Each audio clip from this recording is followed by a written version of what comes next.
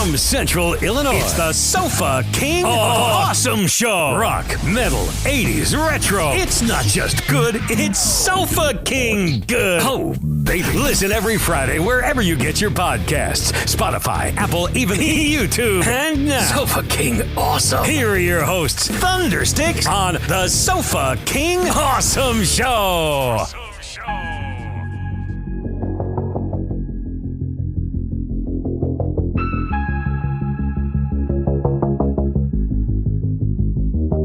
I have to.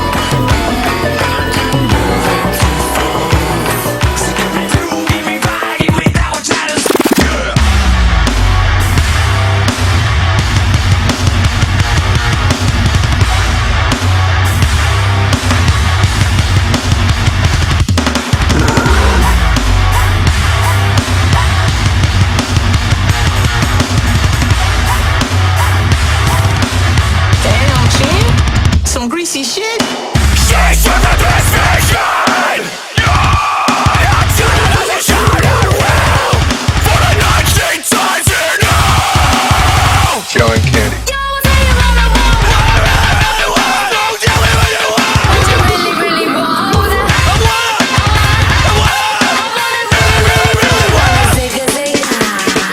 I'm no punk bitch. I ain't no punk bitch neither. I'm no punk bitch. I'll knock that head off your chin. Come on.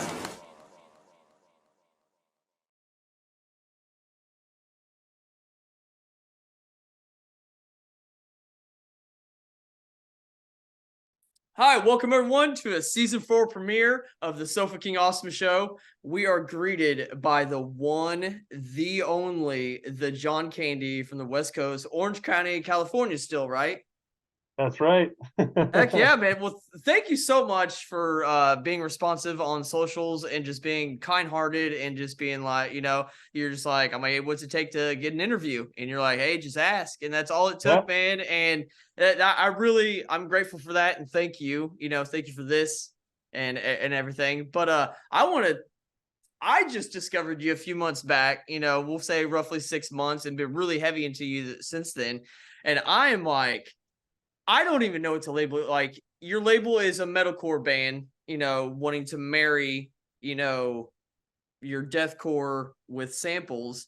And sample core or meme core, I think it's a good name, but I really want to touch. I want you to tell me or tell everybody, whatever. What is the John Candy, man? How did that start? Is it just like a love of the John Candy, Uncle Bill, films and shit, or what? Yeah, so I mean, we really just started we actually started in 2005. We were in a metalcore band back then called Insolitas. And so this was like actually probably the band members and I met roughly like 2002, 2003. Mm-hmm. And we were all just like, dude, we want to do like metalcore, like we love like Kill Switch Engage and Unearth and all these bands that were like all part of like the initial wave of metalcore in the early 2000s. Right. And so it was one of my friends from college, and then I met another friend via MySpace. This is like old school, dude. And then via my friend from college, I met our other buddy. So it was Eric, Dave, and Brent. And so we had that metalcore band, and then like we were doing that for a couple years, and then we were like, Brent and Eric were kind of like, oh, we want to do this little like side thing. We want to just do like a super old school throwback, like beat down hardcore band. Right. And all with John Candy movie samples because they just love John Candy. Just all of them. Yeah, so just that was all it was going to be, only John Candy movie samples. And so they put it together, and they were like, oh, we need a singer. And I was like, oh, I'd love to sing for it. I was singing for our other band, so I was like, might as well just move over to this. Right. And it was super fun. Like it was just messing around. We made this really crappy EP. It was like all drum samples, the worst produced guitars you've ever heard. The vocal production was atrocious. Like all of it was just awful. But it was like the initial like seed, like the genesis, the idea was right there. Right. And it was funny because we were talking to people back then, like when we started it, and they were like, this is such a good idea. Like, you guys should run with this. And we were just like, oh, like, we're just having fun with it, whatever. And then we did literally like nothing with it from like 2005, basically to 2017. And then Eric, so he was our drummer in the old band.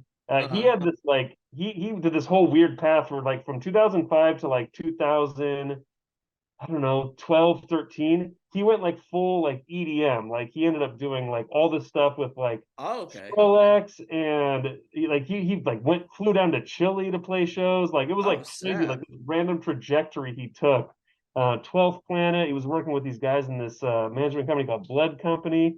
They're all guys that have done like really big things. Right. And so Eric was just doing all EDM stuff, blah blah blah.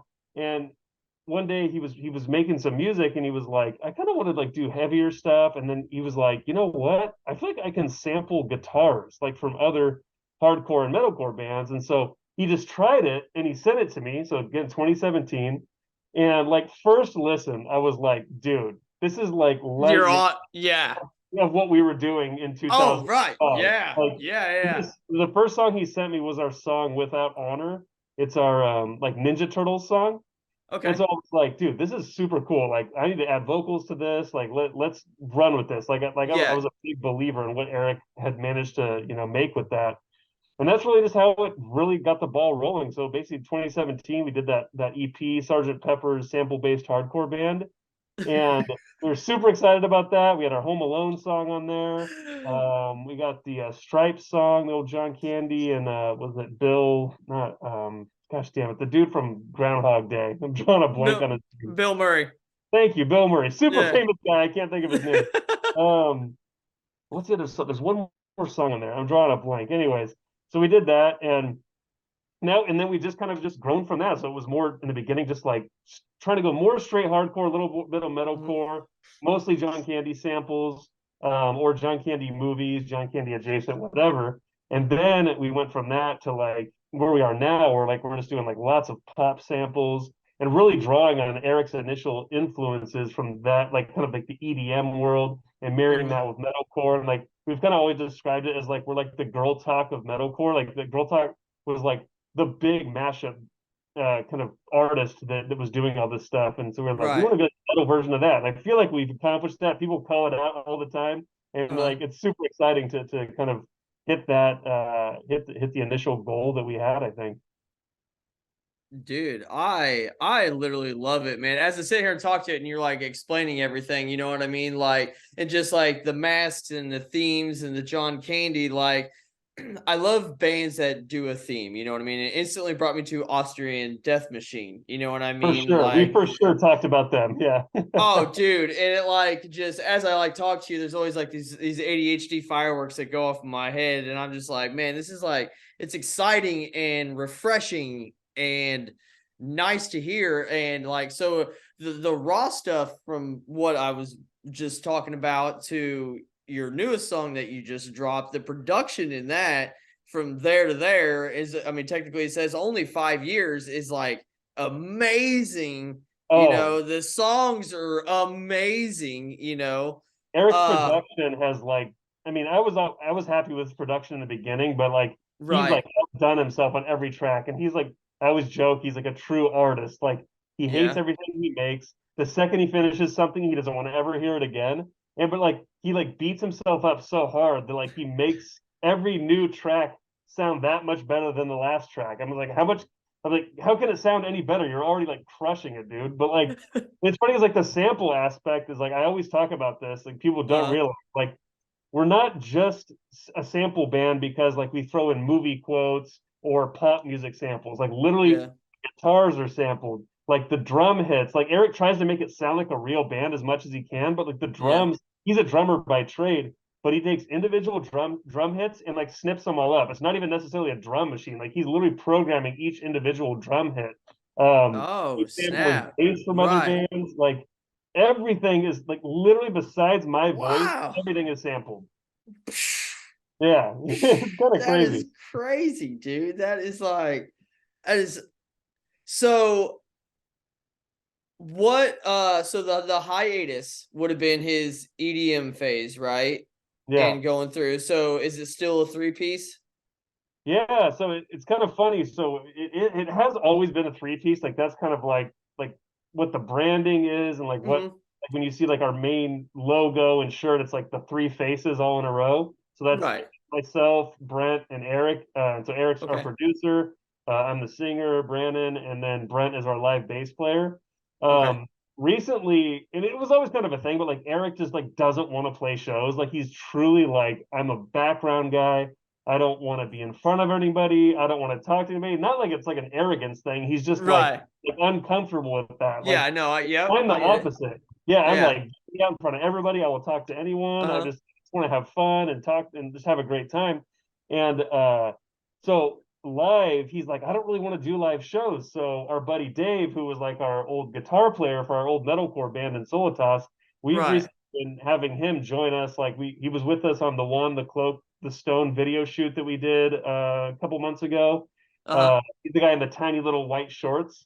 And then Dave's also he performed with us live in the show we just did a couple weeks ago at the Kook Slams Brewery down in San Diego. So I was gonna do I was gonna do a segue into that. So go October 29th, right?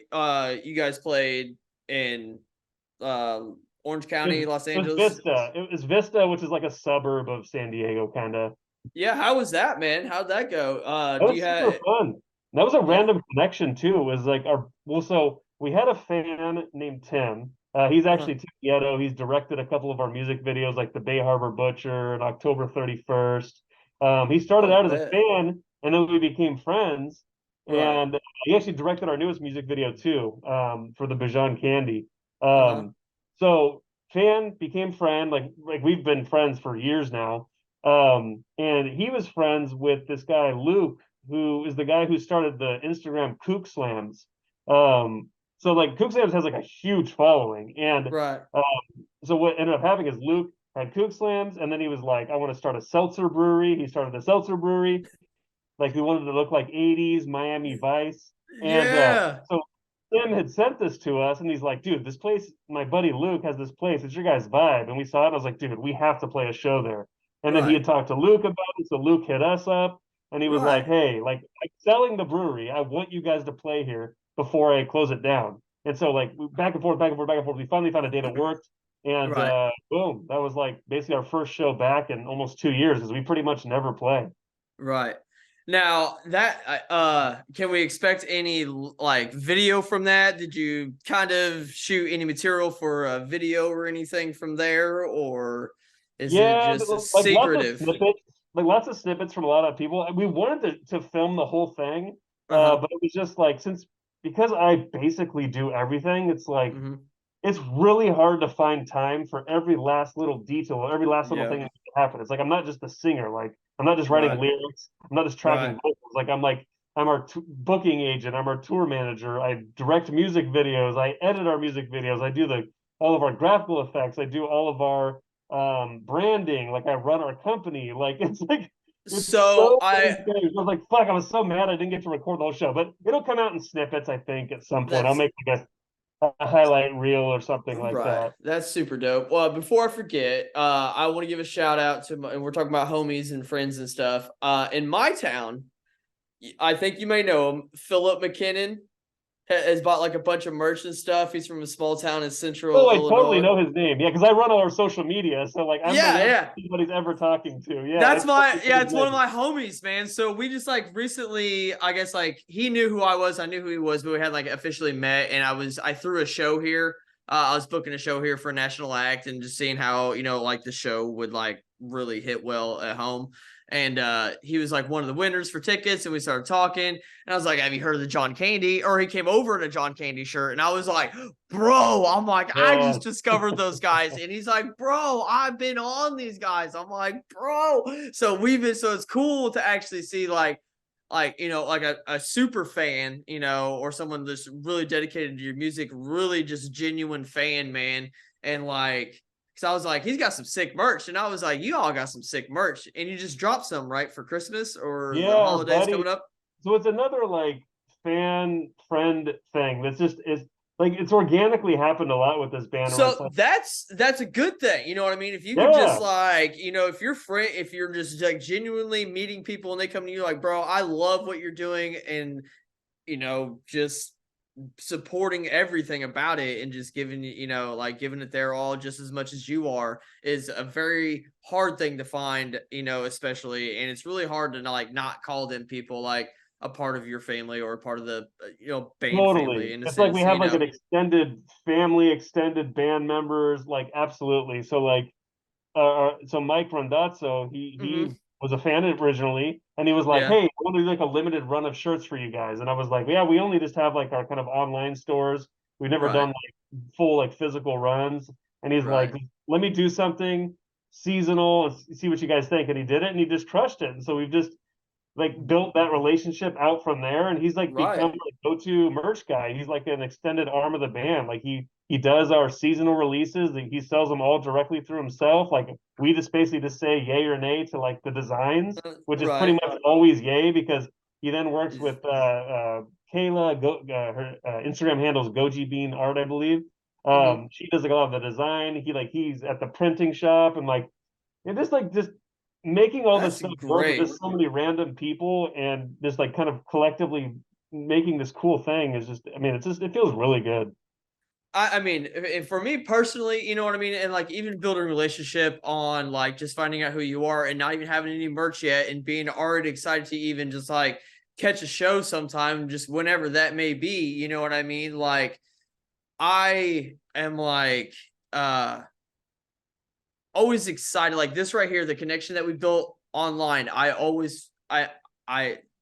when the band does that and it connects with their fans through like a damn near like every comment, you know what I mean? Just whether it's like a like or just like, hey man, thanks. You know what I Yeah. mean? Like I still fanboy over shit like that. I'm just like, hey, guys from West Coast, I'm going to talk to them. All I had to do was ask. Like, it's crazy. It's just like a crazy world. You know what I mean? Well, it's because last year I started this podcast. It's just like something for bands and businesses to put a spotlight on local music around here, or in a sense, like Coded was like, I have a nice camera and I wanted other bands to have that access to my camera too. So not everybody had cell phone footage. You know what I mean? Like, I got a badass 4K camera, use it. Let's shoot some shit. Let's do some stuff. You know what I mean? Just to get it out there and building these relationships, and then it went from, just a couple local bands. And then I asked national acts like Summoning the Lich, and just like going down the road of people who would tour in my town. I'm like, hey, I have a podcast. Can I talk to you? And I'm a firm believer in a closed mouth doesn't get fed. And I'm not afraid to ask, man. The worst you can say is no, and then I'm on to the next. Yeah, it's like, it's such a cliche, but I always say it. The worst thing somebody can say is no. Like, likely you won't get a response. That's what happens most of the time. But a no is like, that's as bad as it's gonna be. They're not gonna be like, oh, fuck you, you idiot. You're so why would you? Like, we get in the way of ourselves and our own like preconceived notions and our fears and our insecurities and blah blah blah. Right. Yeah, it's like some of the coolest stuff that's we've done has just happened by just talking to somebody. And like, you touched on something like, like I've mentioned a lot, is that it's important to me. I try to respond to like literally every single comment, every single DM. Like, the fans are the reason that we can keep doing this. I mean, like personally, we can keep doing it because it makes us happy and it's fun, of course. But like, it's going to be an echo chamber. We're just going to make our own music to ourselves, and we'll be happy with it. But it's like, it's way more fun to like bring like somebody into that whole ecosystem, that whole family, and I'll just have a good time. Like, that's what we like our shows to be. Like, we like it heavy and angry, but at the same time, we want it to be a dance party. And for everyone to just come out being like, wow, I was thoroughly entertained. Like, we want to entertain. We want you to be entertained. And that's absolutely critical to us. So yeah, I like to respond to everything. There's so many bands out there that just don't respond. They don't get it. And true, and it's not like an ego thing or anything, but I thrive on that. I feel like that's like what you said, the connection that's there, and when they come to your show, it's an even more better, you know what I mean? And it's not anything like monetary gain, but I'm just saying, like, also, them people are going to spend money on you, them people are going to die to see you, they're going to tell your friends about you, they're going to hype your shit up, they're going to hype the interview up, you know what I mean, as much as they can. Absolutely. If I tell 100 people, only 10 of those people are going to be, you know what I mean, as hyped as me, maybe, 5 of those people might be as hyped, and as long as, like you said, you influence 1 out of those 100, man, it's like shooting fish in a barrel. And like you said, it's refreshing to hear that type of music. I kind of want to ask you about the writing process, because in this interview, we'll play the Bijan. Is that what you call it? Yeah. Okay. So kind of like Dijon mustard. All right. I didn't know. I don't even know what that word means. It's the first name of one of my best friends that I've known for like 30 years. Like, we went to we met in like 2nd grade, and like, he's been a big supporter of us. So I was like, I want to name a song after you, dude. And it was actually from a conversation that we had with, you ever heard of Hunt the Dinosaur? Oh yeah. Yeah, so like, we went and saw them with like Nekrogoblikon and a bunch of guys, and we met Josh, their guitar player. Okay. And I introduced my friend Bijan, and he thought I said like the John, like this was the John Candy. And it was just a funny little kind of quick thing that happened. I was like, dude, that's amazing. I'm gonna call our next song the Bijan Candy. And that's what I did. Oh, dude, that's I love it. So let's talk about, I did read, I don't know if it's in the video description of the video on YouTube, but it's a reference to was that Alanis Morissette? Is that her video? We made as a throwback to her video from Ironic. It's basically not shot for shot, but resembles what she did inspired by. She's different people in the car in different seats, acting all crazy, and that was very, very fun to do that. And that's like how a lot of these ideas come to me. It's like, I'm like, writer's block, I can't think of anything, and then I'll see something, and then it's just like, boom, all the ideas flood out, and that's kind of how I think, because I had no clue what I wanted to do before that. And then I think I saw that music video or something. I hadn't seen it in like 20 years, and I was like, I love the concept. and two, I was like, I want to do that, but for our dumb band. Yeah, dude, I thoroughly enjoy that. I will tell you that I've practiced playing the drums, so I'm a drummer too, and like a slight vocalist, but like I've come across where it's on my playlist in my headphones, and it like comes across, and I'm like, well, I'm gonna try it. I'm like, fuck it, I know it ain't real, but let's just try it. It gets fun. I have I probably only played it like, I don't know, 4 or 5 times, you know what I mean? Because I'm like, man, if they ever ask, I'm gonna be ready, dude. Like, I'm gonna be ready. But no, let's talk about the inspiration behind that, because we're sitting at 14,000 views right now, and in a month or less than a month, and dude, that song is all of that's been coming out. I mean, very recently, as you can tell, like as they're getting better and better, like like I said, your producers is like each song just keeps getting better and better, and it's like every song's single worthy. Every song's a single, or every song can have its own merch run, dedicated to it, because it's like its own little movie and its own little promo. Yeah, we try to make each song its own little kind of experience. That you nailed it. Exactly. Oh, dude. And so let's talk about the Bijan. Like, how did you go about writing that one? And let's just say, how long did that take? Yeah. So, Eric is always making music. Like, he's literally working on our next song right now. Oh, he's probably sitting on millions of songs or something. Oh yeah. He's always sitting on tons of samples and like, how does we want to arrange them? Blah, blah, blah. Right. And this one, he just started working on it, started building. One of the first building blocks of that song was the Spice Girls. Tell me what you want, what you really, really want. And like, he sent me like a clip with that in it, and I was like, oh my God, this is so good. Like, I got the chills. I was so excited. I was like, because that song is, it's a certified like banger classic, but at the same time, dude, yeah, it's an obnoxious song. But I was like, but it's still hooky as hell. It's super fun. And so it's a lot of different things, and I feel like that's kind of us as a band. So like that kind of resonated with me. And then we just built from there, and like the lyrical inspiration was I'm a huge gamer, so I was playing the remake for this old game called System Shock. Like there's a System Shock 2, and then basically those were the initial building blocks or inspiration for the BioShock franchise, which are some of my favorite games of all time. You got BioShock 2, BioShock Infinite.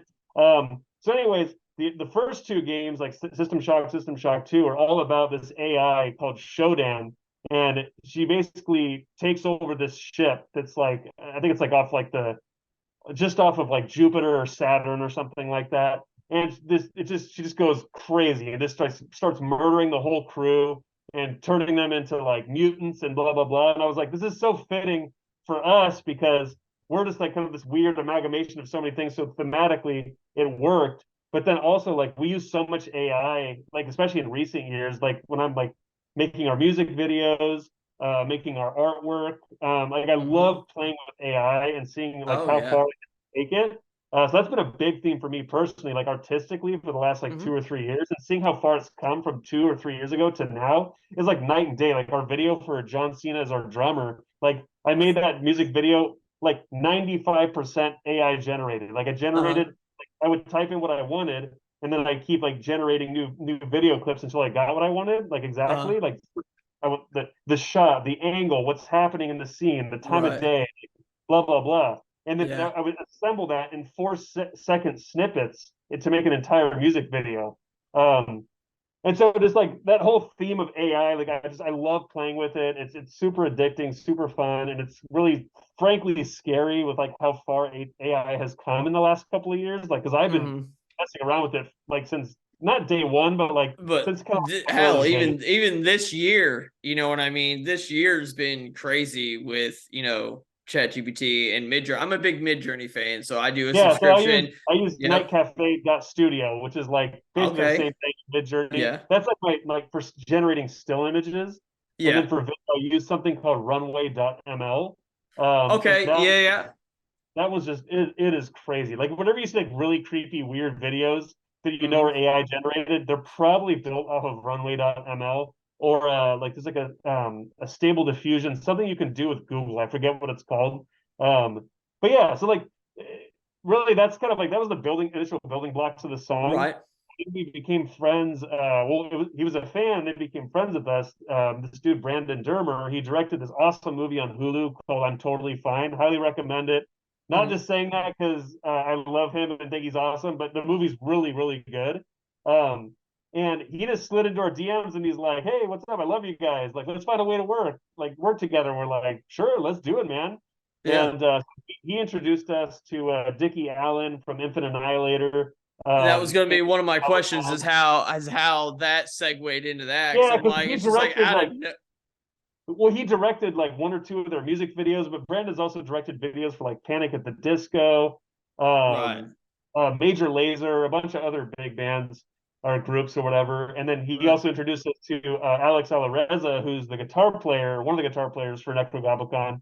And it was just kind of like perfect storm. He was like, "Hey, dude, let's get everyone's vocals, including mine, Brandon's vocals, on the song. I was like, let's do it." And so he made it all happen. And I mean, Brandon is like, it's insane. He's like a mad scientist of like connections to like random people you would never know or expect him to be connected to. Like he was like, dude, he was the brains behind that. Did you see that Blink 182 like what the fuck's up Denny's teaser? Oh like, yeah. He directed that whole thing. Like no shit. Yeah, like he directed like Blink 182's comeback with like Edging. The video where it's like the girl by the pool, or like Stanley, the hardcore guy, he's like dressed up like a construction worker. Like again, I don't know what term I would use for Brandon. There's probably something funny, but he's just like actually like the king of connections. I don't know. He just knows everybody, and he's the nicest, most humble dude. That video is amazing. The way it's shot is amazing. Everything's so clean and just amazing. We're now probably got roughly about 10 minutes left. What can we expect from you in the coming future, next year? I know touring's super expensive, but is there any like couple show runs and like once a month coming up, or is it just like you guys are just solely in Cali and that's just where it's at? Yeah, it's just so shows wise, I feel like we might start playing a little more shows. Like I always say, like there's the chance that every show is our last. But I don't know. Like it just depends on what opportunities present themselves. And like, I mean, granted, yes, it needs to be in Southern California unless there's some crazy offer to like fly us out and we'll put you up in a hotel and you can play a show. Like, cool, we'll make that happen. Like the biggest problem is like we all work full time. Like the band is a fun side project for us. So it's like we can't like just, and we have families, like we can't just like drop everything and go and tour as awesome as that would be. So yeah, I think I have a feeling we'll play more shows. I hope we do. We have like 2 that we're working on right now that aren't official yet, but they could happen. There's a strong chance, I would say. And we just keep meeting so many people that just like want to like make this stuff happen and have the means to make it happen. So there's a strong chance. Beyond that, like we're still really just having a lot of fun making singles. Like it's worked out way better for us than making EPs or even full albums. The whole single thing is like we try to like craft a whole experience around it. So it's like every single that comes out, it's not we just drop a single and that's it. It's like, yeah, we try to do a merch drop with it. We try to coincide it with a full music video, and it's like it's all like just crazy timing. And so it's still working for us. We haven't talked about doing anything else, but not opposed to it. It's just like it's also like just when inspiration hits, Dude, I thoroughly enjoy, like, I mean, like literally a lot of it, and like everyone I've seen, I dig. All the damn vampires. John Cena, how did I forget to even talk about that? Like, so that's actually I did a little mass transition for you. I didn't even see that, dude. Dude, that's dope. That's dope, bro. Hell yeah. This thing is done by Joshua Everett and is it Paul Vick or Phil Vick? I just know him as Perfect Ugly. Let me double check. I don't want to get his name wrong. Almost there. Paul Vick. Yes, Paul. I mean, he's like the sweetest dude also. Like I love meeting awesome people. Paul and Joshua are so sweet. I reached out to Paul, like saying like, hey, we want to make new masks because our masks suck. I can only see out of one eye. So that's what's nice about this. I can see out of 2 eyes now. Like I can actually see out of this right here. Right, even with that red light on. Even with the red light on, yeah. That's dope. So yeah, like I was just like, dude, like I had like these requirements, like we want to do new masks. Like I made the old masks ourselves. Like they're super uncomfortable. They just suck. Like I think they're like synonymous with the band now and like kind of like our look, but at the same time, they're miserable to perform in. And so like are they him and Josh molded? Are they together. molded after the John Candy? No, that was what we wanted to do originally, but we couldn't find a John Candy mask, so we just went with the cheapest, easiest mask to find, which was a Trump mask on Amazon, because they sell them for like $12. I was like, I want cheap and easy. I'm gonna like cut this thing up, so I don't want to like feel weird about like messing with it too much. So, but yeah, so these guys, they like made masks. Paul and Joshua made masks for Slipknot, and a bunch of other like big dudes, and I was like just fortunate enough to get connected with them via fans, and like they made this thing. It's like this is a life cast of not Bill Paxton. What's his gosh damn name? The dude from Ghostbusters. Dan Aykroyd. Yeah, okay, yeah. I was gonna say, exactly, Dan Aykroyd's face. I see it now. And I wasn't even expecting like the whole like transition thing, because like this is attached via magnets. Like this, like, right? Thick. It's like it's very serial killer-esque, but like also it has like that cyber aspect of the band, AI, like it's all tied in. Like, and it's cool because like my mouth moves with this, so it's like we just debuted it at the last show we played. But I digress. You asked me something totally different. I just got excited to talk about the mask. Do you remember what you asked me? We're talking about all the damn vampires, right? Yes. Thank you for remembering. My memory is horrible, so it's like you're a blessing to be able to help me with this. And I'm not even that old. I'm around 40. Like, I don't know. I guess that's kind of old. Like, I've always had the ADHD, man. Yeah. Oh, yeah. It comes out in the band, right? ADHD core. We had so many people say that. All of the vampires. So that's like another random connection. So like Eric, and our producer, like he was initially, and Brannon, they were friends with Davey Oberlin. He was in like Winds of Plague, Dawn of Ashes, and like a bunch of other bands. And like they introduced me to him, and then like Davey and I were just always randomly talking on our Instagram. And so Davey ended up like going like crazy. Like he became the touring keyboardist for Korn. He became, and now he's like the I think touring keyboardist for Five Finger Death Punch. And he has like this whole side project, like 80s synthwave thing. And I'm like, I'm an 80s kid. I'm obsessed with the 80s, anything synth related. And so like I just like started just doing like rough vocal mixes over his instrumentals, like all singing, like no screaming, because like I usually scream, and I'm not like the world's best melodic singer. I guess I'm okay at best, I would say, but I've learned vocal production to make myself sound slightly better. And so I did vocals over this song that he has, "Kiss Me to the Deftones," which already resonated with me because I'm a massive Deftones fan. Right. And I made a music video for it too. And he just loved it. And like I was shocked because I wasn't expecting anything besides like, oh, cool, thanks for making this. And he was like, no, dude, I love this. Like the visuals of the video, like they just hit, like it's all the whole vibe. So he's like, I want to do a full release of this. So we have like the full, because right now it's kind of like a video visualizer, I would say. Now we have a full music video coming out and an official release of the song, like on Spotify, Apple Music, et cetera, et cetera. That'll be coming out this coming Friday, November 17th.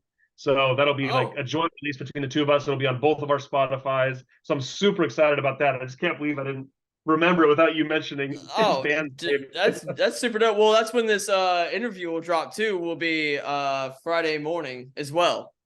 Oh, perfect. So and then at the end, so I wrote a synthwave song that was like used to be the intro for the song before I got like a pro intro, and it's like an 80s synthwave inspired. So if you stay tuned, like after the like when the credits or whatever roll, it's a whole 80s inspired outro, bro. You'll love it, man. I promise. Oh, perfect. I mean, it's right up my alley. I love it already. Hell yeah. Well, man, I really appreciate this, and I really hope to catch a show sometime. Like I was just in Colorado. Speaking of EDM, off track, but I just went to my first like pro EDM show.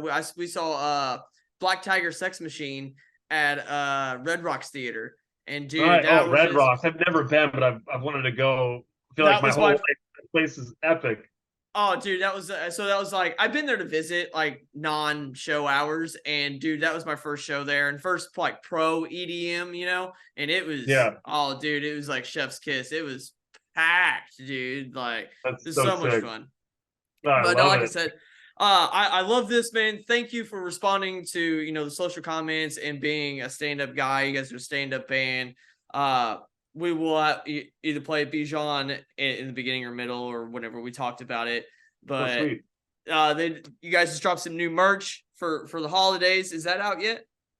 Yeah, I think Mike posted like, hey, you know, slide into my DMs if you want one of these, and I'm going to print them on demand. I think that's the way he did it, is he printed them on demand, but if someone ordered those shirts, which I think he closed it now, he sent like a bonus like Christmas drop. And then he made some like special sweatshirts for the band members that have like our logo, and then like he put like a biohazard symbol on the side here, which is pretty sick.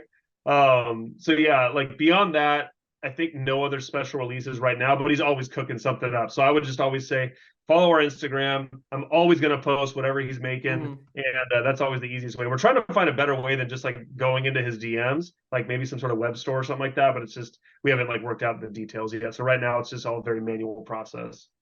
Cool. All right, man. Well, that has been an awesome season premiere with you guys, and I hope to talk to you more in the future and everything else. So stay tuned, hit the socials. I'll talk to you soon, John Candy. Awesome. Thank you for having me. Appreciate it. Thank you.